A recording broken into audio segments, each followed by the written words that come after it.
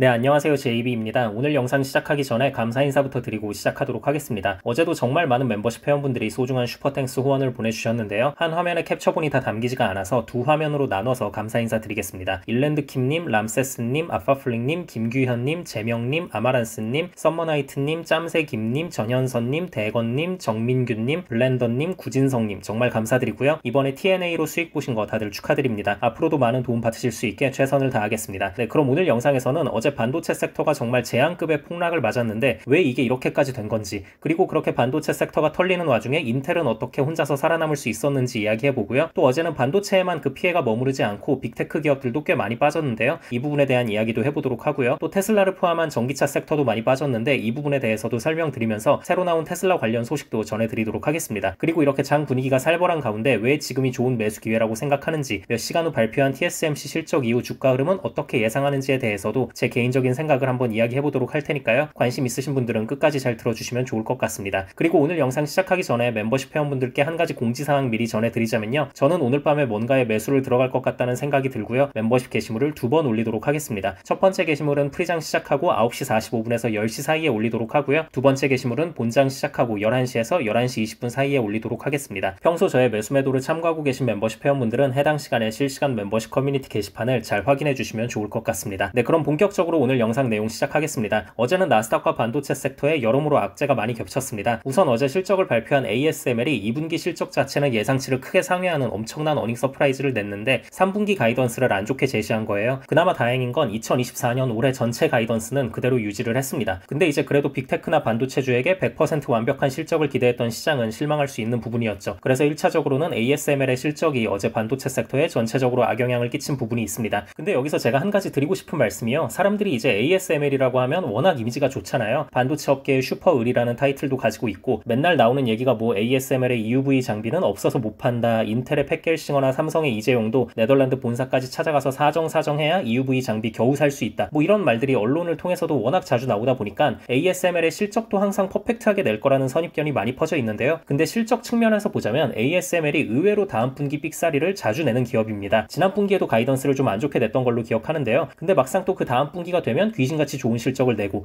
이 부분이 참 신기하긴 한데 뭐 아무튼 가이던스에 있어서는 삑사리가 자주 나는 기업이다 라는 점 참고하고 계시면 좋을 것 같습니다. 반면에 ASML과 비슷한 느낌의 TSMC는 실적에서 거의 삑사리를 안 내죠. 아무튼 실적 측면에서만 본다면 TSMC가 훨씬 더 안정적이고 예상 범위에서 잘 움직이는 기업이기 때문에 단순히 ASML의 실적이 안 나왔으니 TSMC의 실적 또한 안 좋게 나올 수밖에 없을 거야 라는 건 다소 지나친 걱정일 수 있다는 점 참고하고 계시면 좋을 것 같고요. 그리고 또 어제는 어떤 소식이 추가로 들려왔냐면요. 바이든 행정부가 중국의 첨단 반도체 기술을 제공하는 도쿄 일렉트론과 ASML에 대해 가장 강력한 무역 제한을 검토 중이라는 소식이 전해지기까지 한 거예요. 중국 수출 제한을 걸었는데도 불구하고 자꾸 중국으로 반도체나 뭐 이런저런 것들이 흘러 들어가니까 저렇게 강력한 메시지를 전달한 것 같고요. 그리고 이번에 진짜 작정하긴 한 것 같은 게, 그동안은 팔았던 장비에 한해서 AS 수리 정도는 허용을 해주고 있었는데 이제는 AS도 해주지 말라고 강하게 명령을 내려서 가뜩이나 실적 때문에 아파 죽겠는 ASML을 한 번 더 때렸다고 보시면 될 것 같습니다. 그리고 이렇게 되면 다른 반도체 기업들도 당연히 영향을 받죠. 사실상 다음 대통령으로 예정되어 있는 트럼프도 중국 규제 강하게 할 거라고 맨날 말하고 다니고 있고, 특히 또 대만의 TSMC 관련해서도 TSMC가 너무 반도체 시장을 혼자 독식하는 거 아니냐고 얄밉다는 식으로 발언해대고 있어서 걱정인데, 현재 대통령인 바이든까지 저렇게 강하게 나오는 모습을 보여줬기 때문에 전체적으로 크게 하락을 할 수밖에 없었습니다. 근데 이제 그 와중에도 인텔은 혼자 살아남았습니다. 장 후반으로 갈수록 반도체 섹터 분위기가 더 안 좋아져서 상승분은 다 반납하고 보합으로 끝나긴 했지만 그래도 장 초반에 지 혼자 막 5% 이상 폭등하고 난리도 아니었어요. 왜 이런 일이 가능했냐면요. 인텔이 미국의 유일한 종합 반도체 기업이기 때문에 바이든 정부가 인텔한테 보조금도 천문학적으로 쏟아붓고 엄청 잘해주고 있잖아요. 근데 이번 트럼프의 발언으로 인해서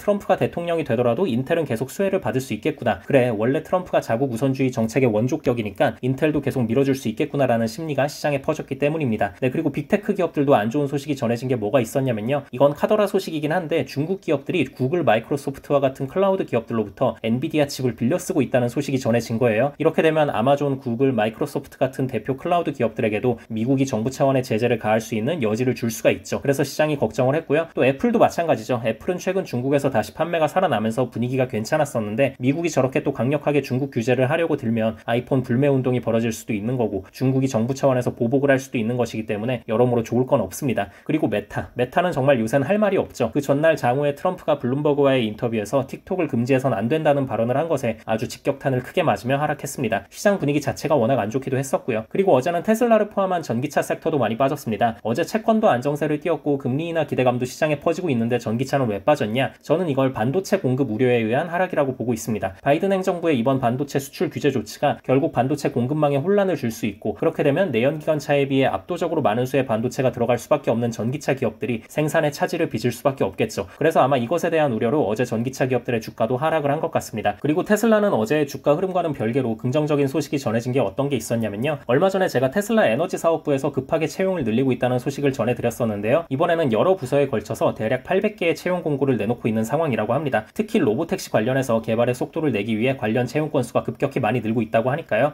이 부분도 잘 참고하고 계시면 좋을 것 같습니다. 자, 이렇게 좀 안 좋은 상황임에도 불구하고 저는 지금 겁먹고 주식을 뺄 때가 아니라 오히려 추매하기 좋은 타이밍이라고 생각하는 이유가 몇 가지 있는데요. 일단 기본적으로 시장이 전체적으로 다 빠진 게 아니에요. 어제도 보면 S&P 500과 나스닥 지수가 많이 빠져서 그렇지 다우 지수는 좋게 상승을 했습니다. 은행주와 부동산주로 자금이 여전히 계속 몰리고 있고요. 또 은행과 부동산 말고도 존슨앤존슨, 코카콜라, 펩시, 맥도날드, 에브비, 화이자, 3M 이런 전통적인 배당주들도 어제 굉장히 좋은 모습을 보였거든요. 다 금리 인하 수혜주들이죠. 그러니까 9월 금리 인하에 대한 기대감이 여전히 시장에는 강하게 남아 있다는 겁니다. 그리고 반도체와 기술주 역시 금리 인하 수혜주입니다. 주식 시작한 지 얼마 안 된 분들은 착각을 할 수도 있어요. 반도체와 기술주들이 고금리 상황에서도 돈도 잘 벌고 실적도 잘 내고 그에 따라 주가도 계속 오르기만 하니까 오히려 얘네들은 고금리 수혜주인가? 라는 착각을 하실 수도 있는데요. 아닙니다. 원래 반도체나 기술주는 금리에 민감한 섹터예요. 왜냐면 얘네들은 기술 개발하느라 돈 들어갈 때가 많잖아요. 아무튼 그래서 반도체주와 기술주 역시 금리 인하 수혜주라는 걸 절대 잊으시면 안 되고요. 그리고 저는 몇 시간 후에 발표한 TSMC의 실적이 어떻게 나오든 이후 주가 흐름이 나름 괜찮게 흘러갈 확률이 좀 더 높다고 보는 게요. 어제 워낙 크게 맞았어요. 어제 워낙 크게 맞았기 때문에 그럴 확률은 낮아 보이긴 하지만 설령 TSMC가 가이던스를 살짝 삑사리 낸다고 한들 이 부분에 대한 선반영도 어제 다 이루어졌을 확률이 높다고 보거든요. 물론 제 예상과는 달리 오늘도 한 차례 더 크게 하락할 수도 있겠지만 그걸 감안해도 저는 오늘이 분할 매수 해볼 만한 괜찮은 매수 기회라고 생각을 하고요. 좋게 생각하자면 이게 차라리 잘 됐습니다. 그동안은 주가가 맨날 신고점을 경신하고 워낙 꼭대기에 있어서 우리가 좀 살만한 게 마땅히 없었잖아요. 그래서 이제 저와 우리 멤버십 회원분들은 틈새 시장을 노리고자